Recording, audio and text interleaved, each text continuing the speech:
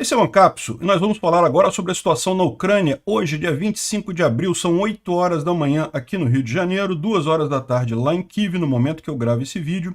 E os russos tentaram ontem fazer um desembarque também do lado direito, na margem direita do Dnipro, ali próximo a Kherson, né? Mas não tiveram muito sucesso, não. Os ucranianos, por seu lado, atingiram vários elementos aqui na margem esquerda, várias posições de artilharia. Parece um padrão claro, ou seja, eles estão visando de fato, seja com as tropas que estão do lado da margem esquerda do rio Dnipro, seja através de tiros de artilharia também, eles estão visando as baterias de artilharia russas que estão na margem esquerda aqui do Dnipro, né? Os partisãos também têm colaborado e explodiram um checkpoint russo ali em Oleshk de ontem para hoje. Ontem também foram feitos ataques de HIMARS aqui em Tokmak, aqui em Zaporizhia. Parece que foram 12 explosões na cidade, mais uma vez os ucranianos provavelmente trabalhando ali para preparar a contraofensiva. Tokmak é uma cidade crucial aqui, se a contraofensiva realmente for nessa direção aqui de Melitopol, né? E em Melitopol em si, a gente já falou alguns dias atrás que tem acontecido vários ataques ali na área da estação ferroviária, né? Área de carga ferroviária, e parece que agora está claro qual era o objetivo ucraniano.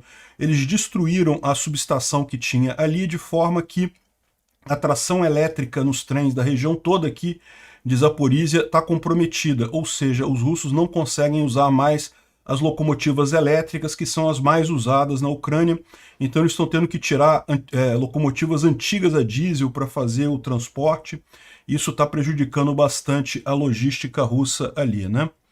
Entre Kupiansk e Stelmarivka, os russos continuam tentando avançar com artilharia pesada, e em seguida avançando com os soldados de infantaria, e o uso daquela manta térmica que a gente mencionou parece que está sendo bastante amplo, que está dificultando bastante o trabalho dos ucranianos ali, né?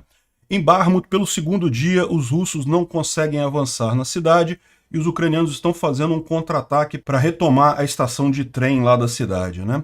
A gente ficou sabendo agora que no dia 24 de fevereiro, quando fez um ano aí desse recrudescimento da invasão russa na Ucrânia, né, dessa segunda invasão russa da Ucrânia, os ucranianos planejaram um grande ataque contra Moscou, mas os americanos pediram para não fazer isso. Então, os ucranianos acabaram desistindo por pedido dos americanos, né? Mas a presença grande de drones lá em Moscou, ontem a gente mostrou uma visão de um drone sobrevoando a Praça Vermelha, parece que teve mais confusão ontem, o aeroporto de Moscou chegou a ser fechado por conta de um drone sobrevoando lá, e isso está deixando os russos muito preocupados, né? Eles fecharam, ou vão fechar agora dia 27 de abril, a Praça Vermelha até o dia 10 de maio, então todo esse período antes do dia da vitória vai estar fechada a Praça Vermelha para turistas, justamente com medo de ações organizadas pelos ucranianos ali, né? E surgiu na internet um slide dizendo as guerras que o governo chinês planeja traçar nos próximos anos. E entre as guerras que aparecem ali está a reconquista dos territórios tomados pela Rússia lá no Oriente, né? Lá no leste, né? Vocês sabem dessa história, Vladivostok, na verdade, pertencia à China, depois acabou indo para a Rússia. Mas o mais engraçado é que o pessoal russo respondeu a esse slide e foi um show de hipocrisia, né? Dizendo tipo assim, como a China ousa levantar coisas de domínio passado sobre a terra para justificar a invasão, como a China ousa reclamar um terreno só porque foi dela num passado distante, como ela ignora tratados que ela assinou reconhecendo as fronteiras e coisa e tal, né? Olha a hipocrisia, exatamente o que eles estão fazendo na Ucrânia, né? Bom, vamos falar sobre esses e outros assuntos em detalhes. Essas notícias foram sugeridas por De Cueca no STF, Tira o Bombril da Tela e várias outras pessoas. Obrigado aí a todo mundo que sugeriu as notícias. Obrigado a você que está assistindo o nosso vídeo. Se você gosta do nosso conteúdo, por favor, deixa o seu like e se inscreva aqui no canal, né? E deixa eu mandar um abraço especial para o pessoal dos brasileiros lá do Grupo Alfa, do 1º Batalhão de Legionários que estão lutando lá na Ucrânia. Obrigado aí por vocês estarem lutando pela liberdade, representando o Brasil nessa guerra, né? Grande abraço para vocês. Vamos ver se a gente consegue se encontrar por aí, né? Bom, aconteceu em Kupiansk um ataque russo com S-300 a um museu que tem ali na cidade, né? Kupiansk fica aqui ao norte, em Luhansk. quer dizer, na verdade Kupiansk fica em Kharkiv, né, mas nessa região aqui ao norte de Luhansk, e 2 pessoas morreram, atingiram um museu.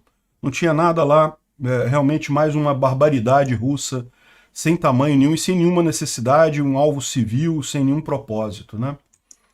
Bom, os russos tentaram repetir o que os ucranianos fizeram, né? Os ucranianos aqui, saindo do norte, vindo aqui para o sul. Vocês sabem, a gente está discutindo essa cabeça de ponte ucraniana aqui na margem esquerda do Dnipro. Tem gente dizendo que toda essa área que está em claro aqui, ó, já está refletida no mapa, que essa área em claro toda aqui estaria na mão dos ucranianos, na verdade, e os ucranianos já estariam fazendo ataques nessa cidade. Mas a gente não tem informações firmes, até porque, como a gente falou no vídeo de ontem, o comando ucraniano pediu silêncio de informação sobre isso, né? Mas, enfim, os russos tentaram fazer também um avanço aqui nessa região, tentaram avançar com comandos anfíbios, pequenos também, né? Mas olha só, isso aqui foi alguns dias atrás, né? Eu falei que teve uma tentativa russa de avanço, aqui o pessoal metralhando, e eles fizeram meia volta, e pior, quando fizeram meia volta, caiu um soldado russo aqui na água, e deixaram o cara para trás, o pessoal não quis nem saber, meu amigo. Boa sorte aí, se vira.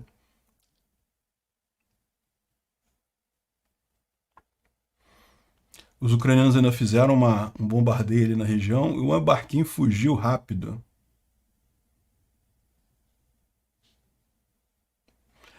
Ou seja, não tiveram muito sucesso nessa tentativa deles de avançar para a margem direita, né? Os ucranianos já estão lá na margem esquerda. Olha só, esse aqui é um vídeo, provavelmente vídeo antigo, tá? Por isso que foi liberado, não tem muito problema, né? E mostra um avanço dos ucranianos aqui. Imagina-se que justamente nessa parte aqui na margem, cruzando o rio, né? Tem aqui um tiroteio noturno, bastante impressionante realmente aqui. Mostra que houve realmente uma dificuldade grande de estabelecer essa cabeça de ponte lá na margem esquerda, mas aparentemente eles já estão com uma quantidade significativa de soldados lá. É um desafio grande mesmo isso daí, né? Enfim, a gente imagina que isso aqui é coisa antiga, porque já está circulando na internet já, não tem nenhum problema de segredo operacional isso daí, né? E outra informação que foi dada, isso daqui não foram os ucranianos, foram partisãos, né? Os partisãos conseguiram explodir um checkpoint dos ocupantes, dos russos, aqui em Olesk, né? Olesk é essa cidade aqui, ó. Como eu falei para vocês, é a cidade realmente onde os russos estão encastelados aqui, é a principal cidade. Se os ucranianos querem estabelecer essa cabeça de ponte de verdade aqui, né, o que eles têm que fazer é justamente tomar essas cidades aqui que estão mais próximas ao rio, e porque depois disso vem uma área aqui que é uma área de areal, né, uma área de meio desértica que tem aqui nessa região aqui de Kherson, que não tem nada, não tem cidade, não tem vilarejo, não tem nada. Então, se eles conseguirem tomar essas cidades aqui, realmente eles conseguem estabelecer uma margem significativa por aqui, né? Enfim, e parece que é mais ou menos isso que eles estão fazendo, né? Olha só, aqui tem uma foto do Noel aqui. Não dá para saber de que margem que ele está falando, mas de qualquer forma, olha só, tem uma bandeirinha ucraniana do lado de cá e tem uma pessoa, um ucraniano tirando a foto do lado de cá. Então, se esse cara do lado de cá está na margem direita, essa aqui é a margem esquerda, já está com a bandeira ucraniana lá. Se é o contrário, se ele está na margem esquerda e tirando foto, né, então ele está na margem esquerda também, né? Eu acho que isso daqui, eu não fiz nenhuma geolocalização aqui não, mas me parece que isso daqui é uma foto tirada da margem direita mostrando a margem esquerda com a bandeira ucraniana ali na região, né? E, adicionalmente, teve várias explosões aqui, olha que curioso, justamente nessas cidades que ficam aqui junto da margem do rio Dnipro, né? Como a gente viu, exatamente as cidades que estão aqui que sofreram explosões. Não está claro aqui se essas explosões foram artilharia, né? Ou seja, porque isso aqui é perto, né? Os ucranianos estão nessa margem de cá, na margem direita. Então, em tese, é fácil eles usarem artilharia para atingir essas cidades. Ou se foi sabotagem, né? Mas houve várias explosões nessas cidadezinhas todas desse lado de cá, né? E repara como é que junta certamente com aquele negócio da questão dos bancos de areia aqui, né? Dessa região mais desértica aqui. Ou seja, pode ser que seja esse o plano ucraniano mesmo, né? Mas, de novo, eu ainda acho mais provável isso daqui ser uma distração ucraniana do que efetivamente a ofensiva vir por aqui, porque embora os ucranianos consigam, se eles forem tomar só essa região aqui, eles podem botar as barcaças aqui na ponte de Antonívka, fazer aquela ponte temporária, eles conseguem abastecer essas tropas aqui, é relativamente tranquilo. Pode passar blindado, pode passar peça de artilharia, pode passar um monte de coisa por aqui para abastecer essa região aqui, uma região pequena. E tomando essa região aqui, eles impedem bombardeio em Kherson, que é um dos objetivos dos ucranianos, né? Kherson foi liberada, mas como se tornou uma cidade na linha de frente, e é uma cidade muito grande, é uma cidade muito importante, volta e meia bombardeada pelos russos, e isso traz incômodo, né? Então é possível que eles estejam fazendo isso mesmo só com a ideia de afastar a artilharia russa dessa região aqui de Kherson, e isso seria possível, porque daí eles conseguem abastecer. Para fazer uma contraofensiva a partir daqui, é mais complicado, porque para fazer a contraofensiva você teria que passar muito equipamento, muita tropa, muita coisa, e manter um suprimento constante disso daí. É muito mais difícil fazer isso através do rio aqui, sem ter uma ponte decente, né? Com a ponte de barcaça você pode fazer alguma coisa, mas não dá para fazer muita coisa. Enfim, essa é a minha opinião, eu não tenho informação privilegiada nenhuma sobre isso daí, né? Bom, os ucranianos liberaram também algumas imagens sobre os drones atingindo a Baía de Sevastopol ontem, né? Então mostra aqui os drones ucranianos chegando, né? E eu não sei se é nessa imagem, não, acho que é no outro vídeo que eles mostram a ação dele. Tá vendo os drones aqui filmados,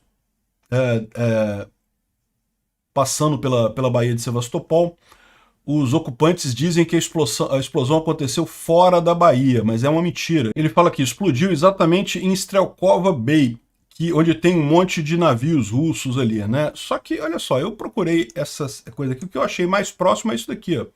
Streletsky Bay, deve ter sido essa baía aqui que eles estavam referenciando, né?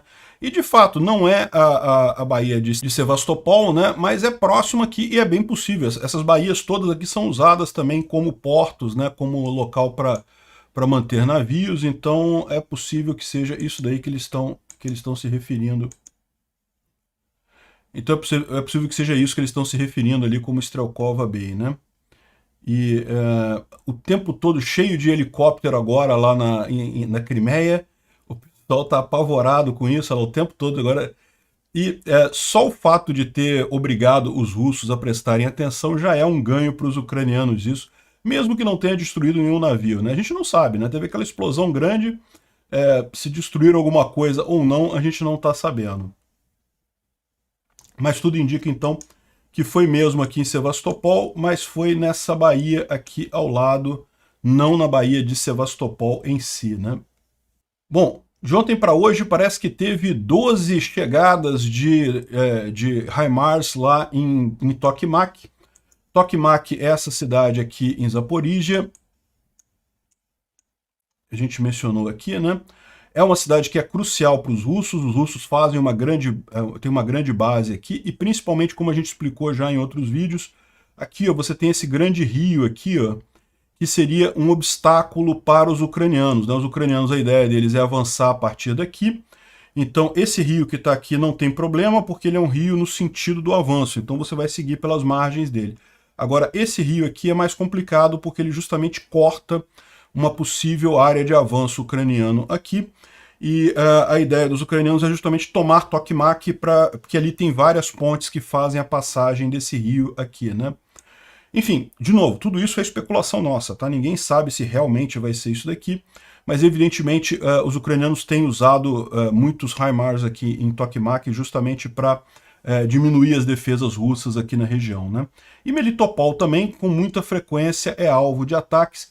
A gente viu alguns dias atrás que um pátio ferroviário ali, um depósito ferroviário estava sendo o alvo dos ucranianos. E agora a gente sabe por quê, né? O pessoal falou agora que a tração elétrica na linha de ferro entre Melitopol e Crimeia não existe mais. Isso foi resultado de de explosões quase semanais na região ali da estação ferroviária, e os russos agora são obrigados a transportar a munição deles por locomotivas a diesel, né? Ou seja, mais uma das locomotivas a diesel também foi destruída após explosões lá no depósito. Então, ou seja, eles estão agora aqui, e além disso, além de estar difícil o transporte de trem ali na região, né, isso prejudicou a logística russa. Além disso, as pessoas estão em massa querendo sair através da Crimeia ocupada para Moscou, através de Melitopol.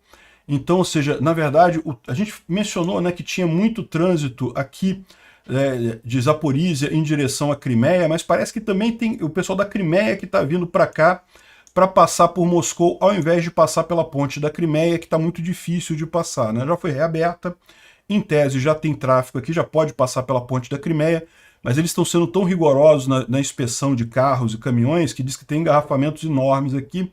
Então o pessoal, para tentar sair da Crimeia, estão achando que vão perder a Crimeia, o pessoal está saindo por Melitopol e indo aqui para a Rússia, né? E como esses trens, e com a logística prejudicada aqui por conta dos trens, a coisa fica pior ainda para os russos ali na região, né? Então aqui, ó, em adição, pessoas estão tentando sair em massa da Crimeia para Moscou através de Melitopol. Isso aqui é mais um partizão ucraniano, né? Isso aqui é na cidade de Enerhodar. Na cidade de Enerhodar tem um cartaz aqui dizendo que não, nós vamos repelir os ucranianos e não sei o que lá.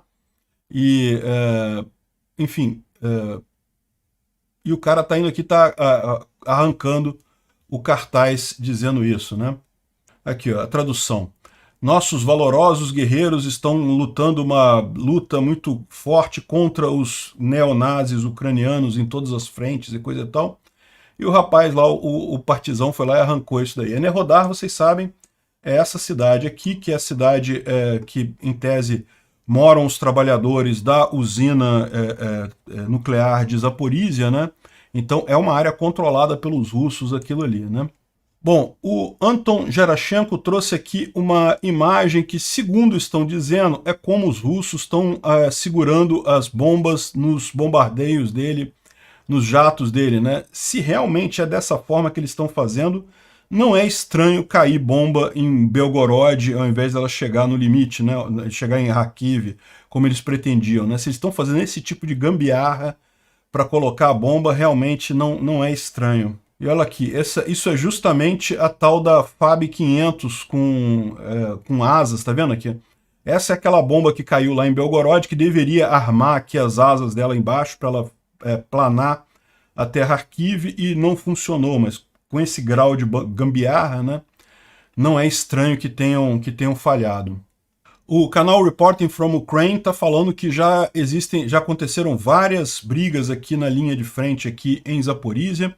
Os ucranianos estão diminuindo a zona cinza ali, estão se aproximando das cidades ocupadas pelos russos aqui, né? O que indica a iminência de um ataque, né? E além disso, como ele falou aqui, existe essa cabeça de ponte aqui próximo a Kherson, que pode ser usada também para dificultar a vida dos russos por aqui, né? Eu discordo dele, como eu falei, eu acho que seria complicado passar logística para um grande avanço aqui nessa região. O mais provável é que o objetivo deles aqui seja só fazer mesmo a cabeça de ponte ali, mas não avançar muito nessa região. De qualquer forma, é lógico, à medida que as tropas avançam por aqui, pode ser que isso daqui seja usado para um avanço adicional ucraniano nessa região, né? Além disso, as forças ucranianas repeliram assaltos aqui na área de Liman, Pershi, Bilorivka, Barmut, enfim, toda essa área norte aqui da Stepov também, toda essa área norte aqui está sendo alvo de grandes ataques por aqui, né? Os russos continuam tentando avançar aqui. E mais recentemente a gente falou ontem sobre aquela manta térmica que impede a visão do drone térmico, né? Com visão infravermelha, coisa e tal. E parece que os russos têm usado isso com muita frequência para tentar surpreender os soldados ucranianos aqui na região de Stelmarivka e coisa e tal. Não conseguiram, não tiveram sucesso ainda. Mas eles continuam fazendo a tática para tentar avançar aqui, tentar retomar até o rio Oskil, né? Que era o objetivo deles na ofensiva de inverno, né? Que era chegar até o rio Oskil aqui, mas não conseguiram sair do lugar, não conseguiram avançar praticamente nada em lugar nenhum. Tiveram algum pequeno avanço aqui próximo de Dvorizhne, mas nada muito significativo. E aqui eles continuam aqui em Novoselivsk, Stelmarivka, nessa região toda aqui, tentando avançar. Muito bombardeio, muita artilharia e coisa e tal, e depois vem a infantaria, justamente com as mantas térmicas para tentar evitar o reconhecimento, né? Mas os ucranianos até aqui têm conseguido manter essa linha de frente aqui na mesma posição, né? Não teve nenhuma alteração. O mesmo se repete aqui em Kriminá, Bilororivka. Em Bakhmut, a gente tem mais informações aqui, né? Em Bakhmut, pelo segundo dia seguido, não houve nenhum avanço, né? Ou seja, os russos estão com um domínio bem grande da cidade, mas os ucranianos estão entrincheirados aqui nesses prédios mais altos aqui ao sul. Esses prédios altos aqui ao sul, né, que fornecem uma boa defesa, o resto aqui é tudo baixo, então é fácil deles se manterem aqui, né? Os russos chegaram a tomar os prédios aqui mais ao norte, mas não conseguiram avançar além disso, né? Então é aquele negócio, os ucranianos mantêm a proposta aqui que é desgastar ao máximo os russos. Lembra, tem muito mais russo aqui do que ucraniano, tá? Os ucranianos com uma tropa relativamente pequena, sem comprometer as reservas da contraofensiva, estão conseguindo liquidar muitos russos aqui nessa região. E agora a gente tem a informação aqui que o pessoal está tentando fazer aqui uma contra-ataque ali em direção à estação de trem, né? Dá para ver aqui os ucranianos já nos trilhos do trem ali na região central. Essa região aqui, como vocês podem ver, no mapa aqui está toda marcada como de domínio russo, né? Mas os ucranianos estão fazendo ali a caçada a orc deles nessa região aqui. Continuam tentando fazer o contra-ataque, não com o objetivo de retomar toda a cidade, tá? Os ucranianos não têm interesse, Bakhmut não é uma cidade estratégica. Agora, justamente a ideia é custar caro para os russos a entrega da cidade, né? O Instituto para Estudo da Guerra traz aqui a informação que a gente já falou alguns dias atrás, né, no dia 20 de abril, que parece que está havendo uma grande mudança entre os comandantes do exército russo, né? Então eles estão tirando Muradov e também estão mexendo com Dvornikov. Enfim, um monte de mudanças ali no comando russo. E aí fica aquela grande questão, né? Primeiro, será que é interessante para os russos trocar esse alto comando às vésperas da contraofensiva ucraniana, né? Chegar um comandante novo pode trazer ideias novas, pode trazer sangue novo para o comando, mas ele leva um tempo até se inteirar completamente do que está acontecendo, né? A outra possibilidade é aquilo que a gente mencionou, que havia naqueles documentos vazados a ideia de que havia mesmo uma espécie de golpe ali da cúpula militar russa contra o Putin, né? O pessoal está esperando o Putin morrer para acabar essa guerra, né? Será que é função disso daí? Bom, a gente não sabe. Eles falam aqui também daquelas críticas do Prigozhin contra os outros grupos privados militares. A gente falou sobre isso ontem, né? Que o Prigozhin falou que o pessoal tinha que cobrir o flanco deles e foi embora, não cobriu. Enfim. Bom, eles falam de mais um monte de coisa que a gente já mencionou aqui. A outra coisa interessante que eles falam foi justamente a chegada do Lavrov lá em Nova York para presidir o Conselho de Segurança da ONU, né? Vocês sabem, a gente mencionou esse aspecto, que durante o mês de abril a Rússia estaria comandando o Conselho de Segurança da ONU, uma infelicidade enorme, mas enfim, é das regras lá do Conselho isso. A gente vai falar sobre isso mais adiante, né? Bom, o Washington Post, jornal americano, trouxe uma notícia bem interessante. Segundo eles estão dizendo, citaram documentos restritos, aí a gente não sabe se eram documentos que foram vazados naquele link, se é documentos que eles tiveram acesso de alguma outra forma, mas segundo eles estão dizendo, eles tiveram acesso a esses documentos restritos e que diziam que o Budanov, né, que é o chefe da inteligência ucraniana, havia preparado no dia 24 de fevereiro, que é quando faz um ano, né, dessa segunda invasão russa, né, desse recrudescimento da invasão russa na Ucrânia, eles haviam preparado uma grande destruição em Moscou, iam lançar um monte de coisa, míssil, drone, explosivo plantado lá, iam fazer um monte de coisa para justamente causar medo no pessoal lá em Moscou, né? Lembrar o pessoal que eles estão em guerra e coisa e tal.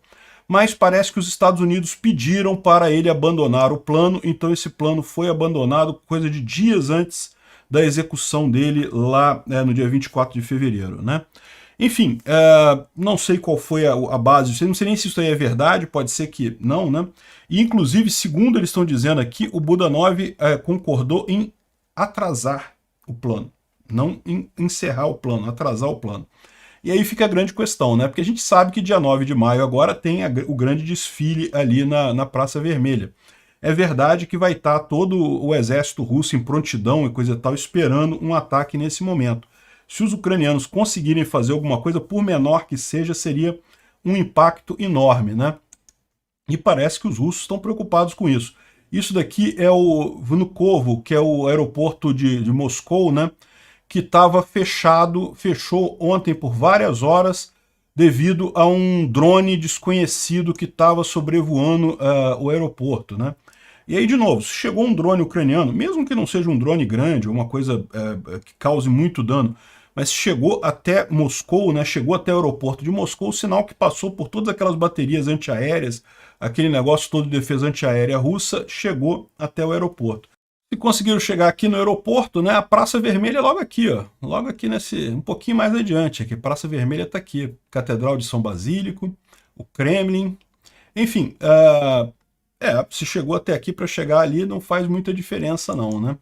Enfim, o aeroporto ficou fechado um tempão, depois reabriu, e também a gente tem informação agora de que os russos avisaram que a Praça Vermelha vai ficar fechada para o público do dia 27 de abril, agora, quinta-feira, até o dia 10 de maio, justamente devido à preparação para a parada, né? E, na verdade, isso nunca aconteceu na história de Moscou. Ou seja, eles fecham no dia 9 de maio, fecham nas vésperas e coisa e tal, mas eles estão fechando agora quase 10 dias antes do dia da parada, né? A preocupação deles certamente é alguém fazer alguma sabotagem ali, plantar uma bomba ali na Praça Vermelha e coisa e tal. Ou seja, eles estão preocupados. Se os ucranianos vão fazer alguma coisa ou não, a gente não sabe, mas que eles estão preocupados, eles estão.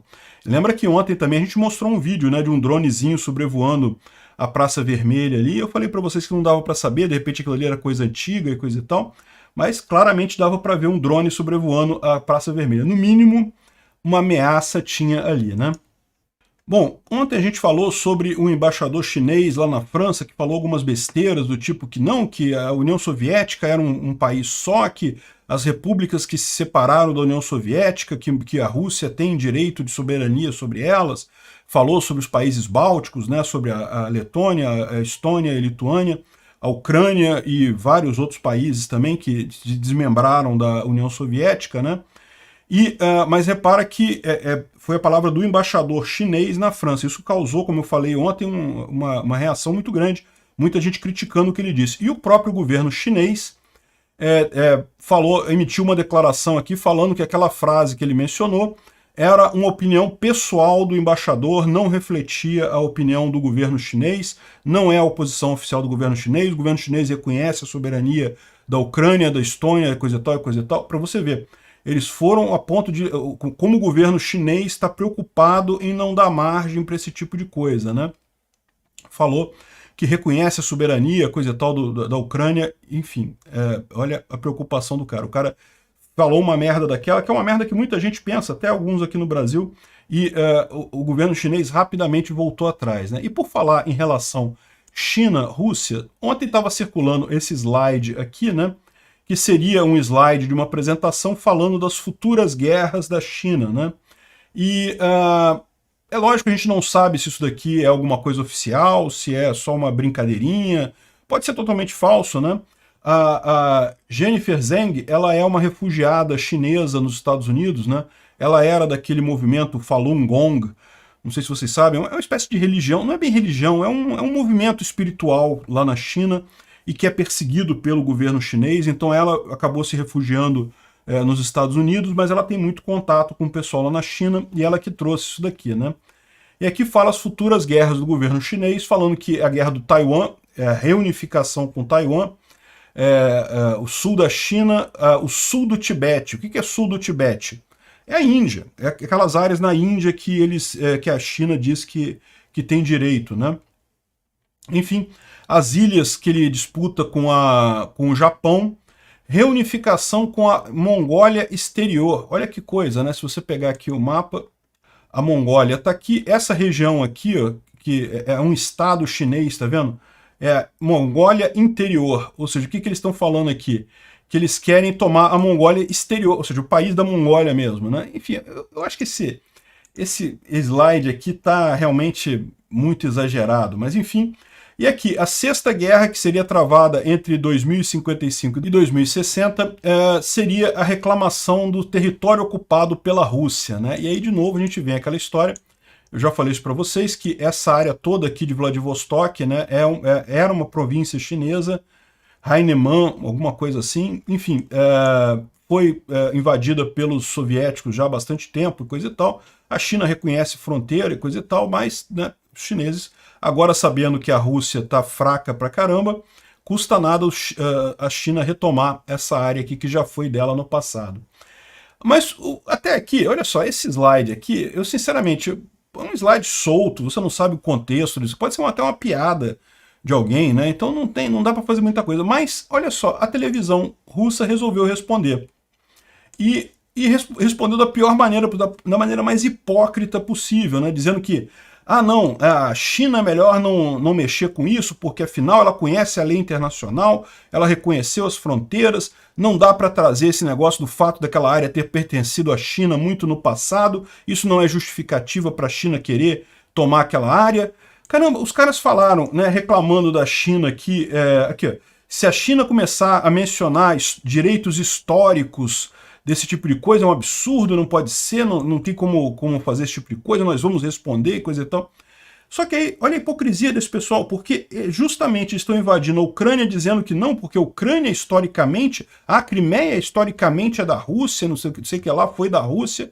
Olha a hipocrisia desse pessoal. A China não pode. Não, a China pode também. Pô, se vocês estão reconhecendo que pretensão histórica é válida, então a China também pode pedir a pretensão histórica a Vladivostok. Pô, perfeitamente razoável nessa lógica russa. E é por isso que eu digo para vocês que não tem alternativa. Esse negócio de ficar levantando o passado, de que no passado tal área pertenceu a não sei quem, não é compatível com a paz.